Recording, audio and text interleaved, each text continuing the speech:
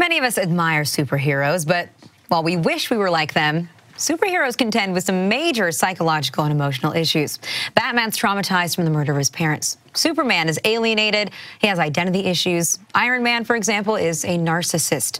So then, what does our superhero worship say about the rest of us? Well, here to discuss in our Google Hangout, we've got Tony Kim, who's the founder of crazyforcomiccon.com in Irvine, California.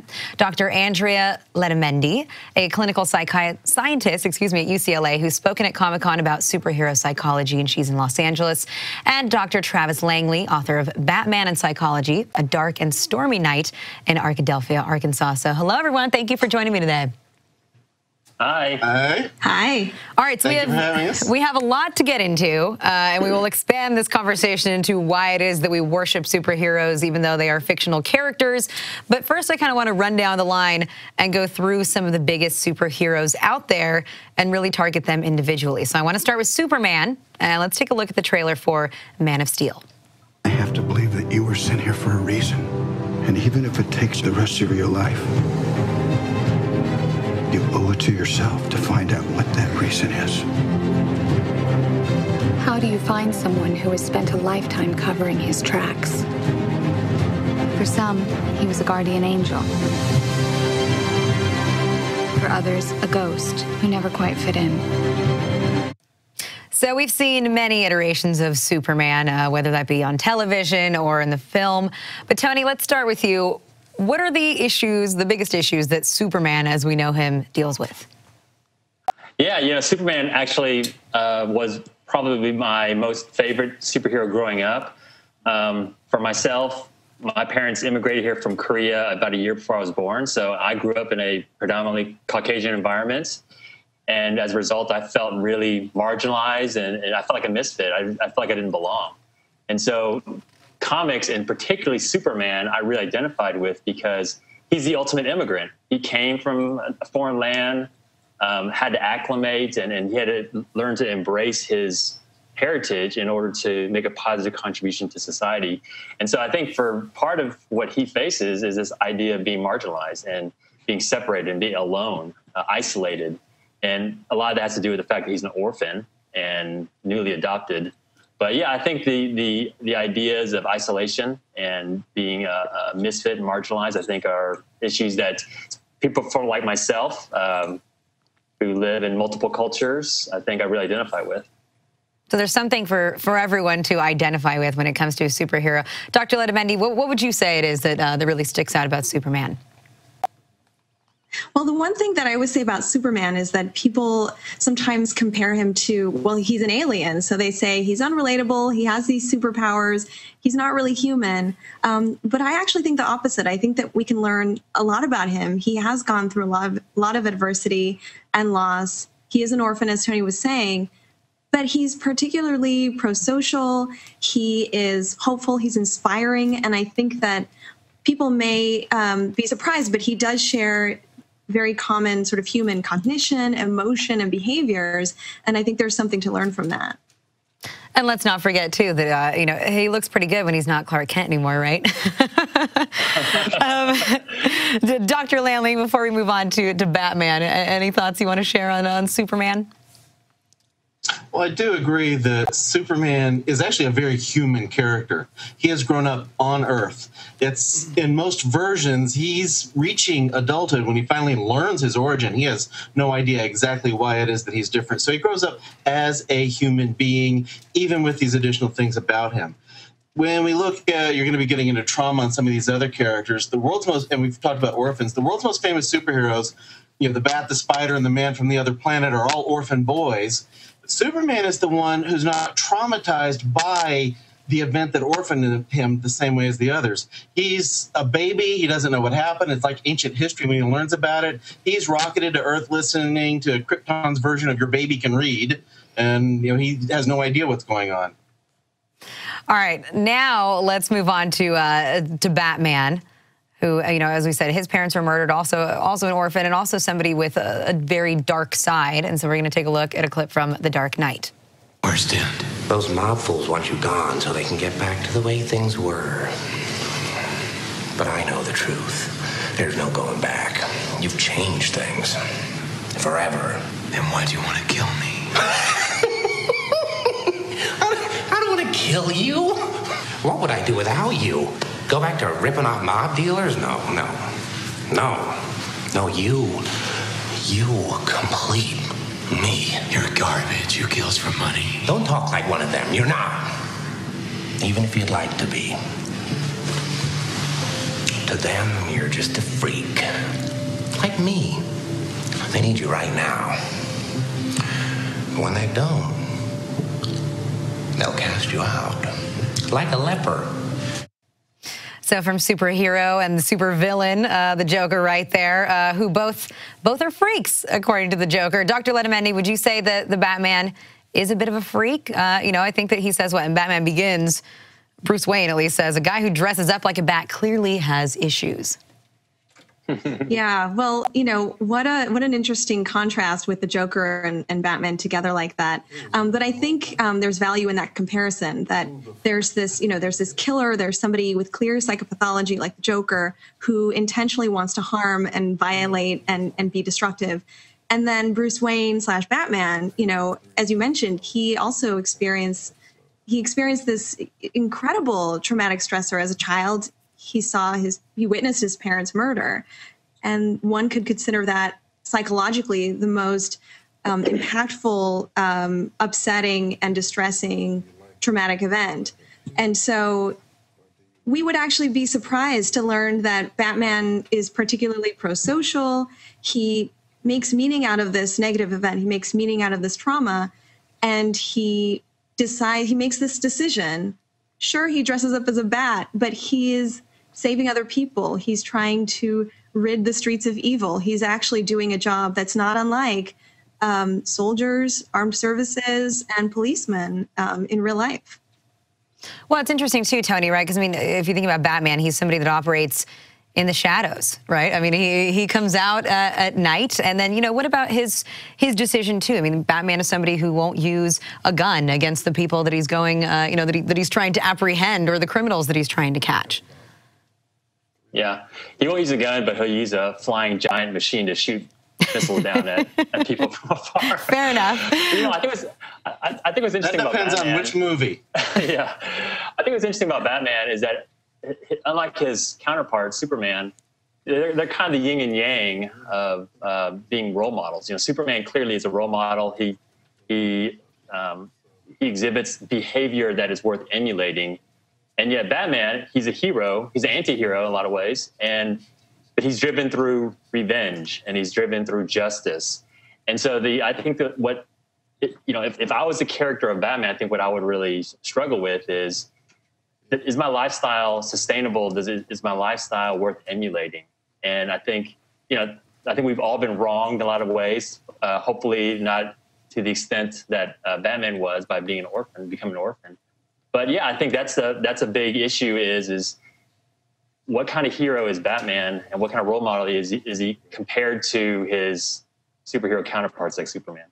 Well, what about too, Dr. Langley, the alter ego, or I guess the actual person behind Batman, right? If you look at Bruce Wayne, you want to compare somebody like Clark Kent, who's the nerdy journalist, versus Bruce Wayne, who is this, incredibly rich philanthropist kind of guy. How much should we read into the differences and the juxtaposition there of who the actual character is behind the mask? Each of them has a public face, but we all have a public face and a private face. They're just taking it to a different extreme.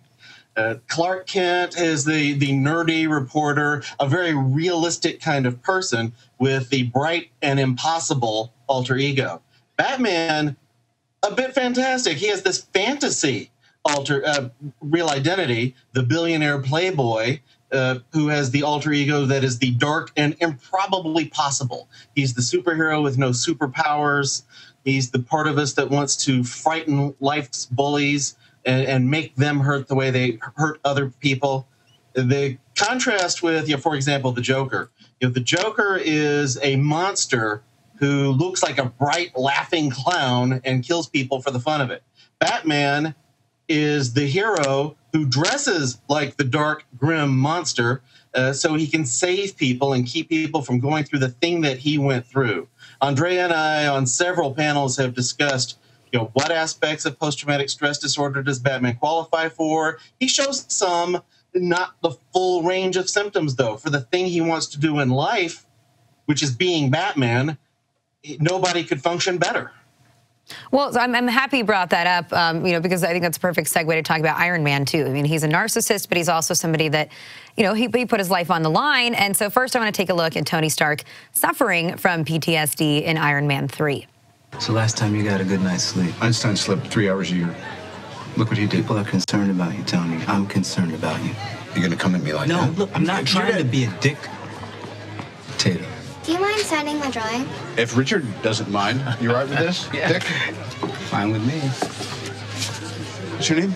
Aaron. I loved you in A Christmas Story, by the way. Listen, the Pentagon is scared. After New York, aliens, come on. They need to look strong. Stopping the Mandarin is priority, but it's not... It's not superhero business. No, it's not, quite frankly. It's American business. So I said, Okay? So, Dr. Langley, if you want to compare Batman, who you say may exhibit some symptoms of PTSD compared to what we're seeing Iron Man or Tony Stark go through here, is that really unusual for us to actually see something like that tackled in a film like this? That is very unusual to see it addressed in the films.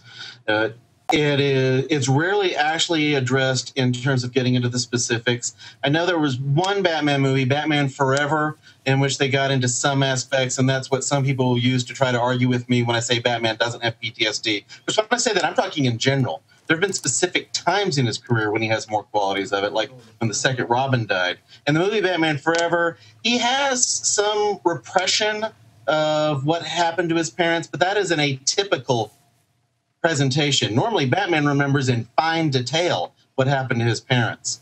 The presentation of Iron Man in this latest movie, it impressed the heck out of me and Andrea. We've both written on it on different websites lately because we were very impressed. And one of the writers thanked us both. He was very glad to see they got it right, or at least didn't get it too wrong.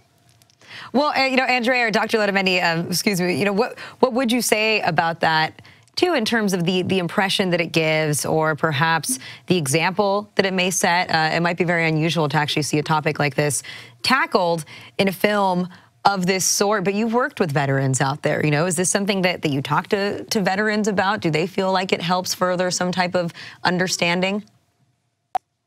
Yeah, I do have to say that this portrayal of anxiety attacks and PTSD symptoms was incredibly accurate and meaningful and relatable to so many people, which is why, as Travis said, I started to write about this because so many people kind of came out and said, I relate to this.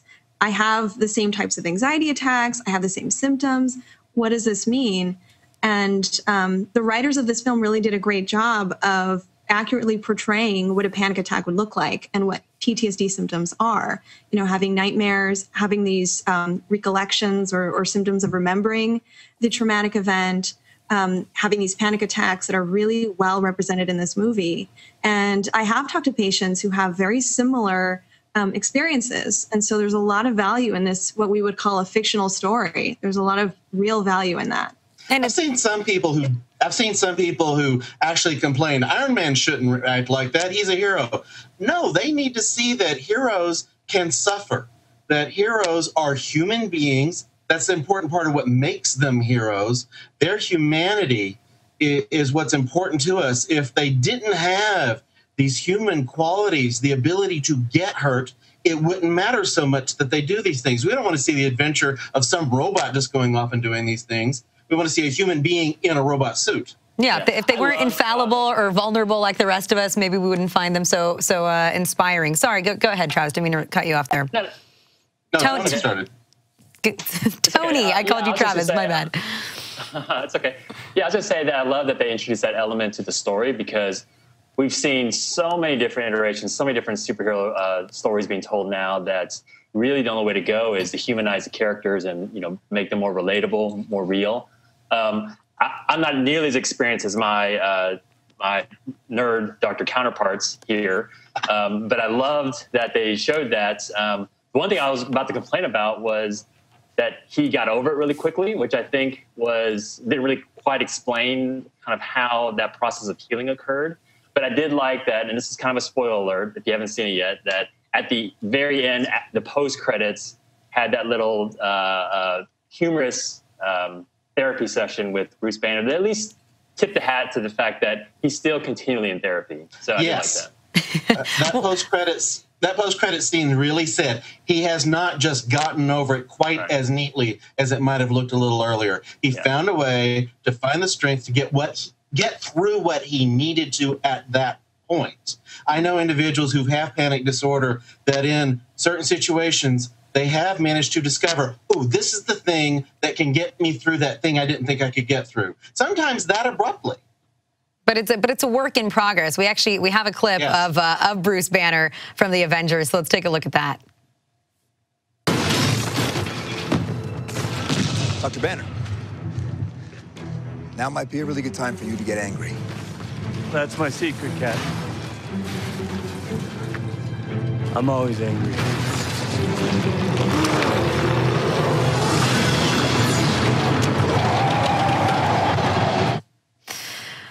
I'm always angry too, you know. No, I'm just kidding. But I think we all go through that sometimes, and yet we have to go about our daily lives. You know, the interactions that we have with friends, family members, colleagues, you know, people in the office, and you have to repress certain emotions that you might have at times. And so, you know, I mean, Tony, do you think that that's part of what we find appealing about the Hulk? You know, I think what's interesting about the Hulk is in the stories, and I think the challenge with Hulk has been, in the stories they really focus on, especially in the movies, the repression of the Hulk. But honestly, as fans, we just want to see the Hulk. We just want to see him unload, because in a way it's sort of like revenge porn. You know, we just want to see him like just, you know, unleash the justice, and we want to see that. And so I think the Hulk character is really tricky, because if he heals and if he, you know, kind of overcomes that challenge, then he all of a sudden doesn't become interesting anymore. And so I think that's been a constant challenge for that character, is how do you manage his anger without basically depowering him, what makes him so great? Let me bring in a comment from one of our viewers, Nima A., who says, can we talk about the relationship between the superheroes and the women or love interest? Probably not healthy. Dr. Letamendi, we haven't even touched upon female superheroes yet, but there is kind of this element too where, you know, these people are, they're very isolated, and how do you manage to have a relationship when such a big part of your life is a secret, when you have to deal with so much of this on your own? Yeah, I'll nerd out here and say that there's a graphic novel by Brad Meltzer called Identity Crisis, and it actually deals with this idea that once you put on the superhero costume, once you decide that you're going to have this identity and put yourself into this role, you then put in danger everyone that you care about, your family members, your relationships. And I think that theme is revisited a lot in comic books and in film now, that there's this broader danger when it comes to being a superhero. And I think it applies not just to the women that are in relationships with superheroes, but to the female superheroes who also decide to wear the costume as well. And who do you think that I think that we don't have enough female superheroes out there, you know, but who do you think really stands out? You know, who is somebody that we've seen gain a lot of popularity, whether it be somebody like Wonder Woman or Catwoman, or maybe Rogue from X-Men is also popular? Yeah, I think all those characters you mentioned are fantastic, strong, relatable women that represent superheroism really well. But outside of comic books, I think there are additional female strong role models and characters that people, especially women in the audiences, have related to, like Buffy the Vampire Slayer. I think that's a good point. But what about the sex element? You know, Dr. Langley, would you say that a female superhero, she has to be attractive, she has to be wearing some type of super tight fitting suit that shows off her body? I mean, do we have a completely different expectation for women in these roles? Travis and I never even noticed that. Come on, guys, fess up. Well, the artists certainly seem to think they do. They have to have the specific body type. You know, you can't even be that normal looking. Of course, the men aren't normal looking either. Neither gender is presented as your average everyday person for the most part. You will see more of the men looking closer to normal. As many artists draw Peter Parker, he's very normal looking. But sometimes, when Pete takes off that shirt, he's as muscled up as anybody else. So they don't tend to, the heroes in these things don't tend to be drawn realistically, period, regardless of gender. Andrew, how do you feel about being a female? How do you feel about the so much skin being revealed for your average superheroine? I like how you just bounced that question over to Andrea, Tony, but that's fine. We can do that. Yeah, why don't the men get bare midriffs? Yeah, that's right. Yeah, I think that it's, I kind of agree with you that we have to remember, although we're talking today about a lot of real situations, these are fictional characters. So when I read comic books, I know that I'm going into a fantasy, I'm going into a fictional world. So men, women, everybody is going to be portrayed somewhat unrealistically, and I'm okay with that. Well, let me read a comment so let me just read a comment so I could just, we have to wrap it up in a few minutes, and so I just want to open this up to kind of one of the broader questions without focusing on individual superheroes here. This is a comment from Tony68. He said, it's amazing how people fall into this kind of fantasy when real life is so much more strange and incredible. So on one hand, I guess you could call it escapism, but real life is strange and it is incredible. And so why do we find these superheroes to be, to be these characters that intrigue us so much? Well, part of our interest in superheroes is our interest in heroism itself. Real life heroes can fail. Real life heroes can let us down. Or when they look great, reporters are going to go pick them apart. In a comic book, if the hero lets us down, we don't have to feel like the hero has let us down. We feel like the writer didn't get it right. Our interest in these fictional characters is our interest in heroism itself. Also, we can look at some of the worst things in the world in a way that we can't with real people. Like, for example, I visited a university and lectured in several classes, and I visited this trauma class. And the students told me that that class had been very depressing to them, talking about real trauma over and over and over. And so the day I talked to them of using Batman and his enemies to talk about trauma, that was a fun day for them. They could look at the worst stuff through that filter of fiction and think about something that they might have just turned away from otherwise. Yeah, I think, similar to what Travis said, I think also, we all go to many different comic book conventions, and one thing you see with superheroes is that it's cross-generational, it's cross-cultural, and it's the enduring nature of superheroes really spans so many different demographic groups. And so I think it's great tool and resource to really immerse yourself into, because it crosses so many different people groups and age groups as well. Dr. Letamendi, I'll give you the final word on this one. Care to weigh in? Yeah, just today watching some of the footage from, Oklahoma and the devastating effects of that tornado, it reminds us that life really is traumatic and difficult and distressing. And so I talk about fictional characters in comic books because it's a safe way. It's non-threatening. It's not blameful. It's inspiring. And it helps a lot of people to kind of, relate to characters that they already really love, they already really look up to.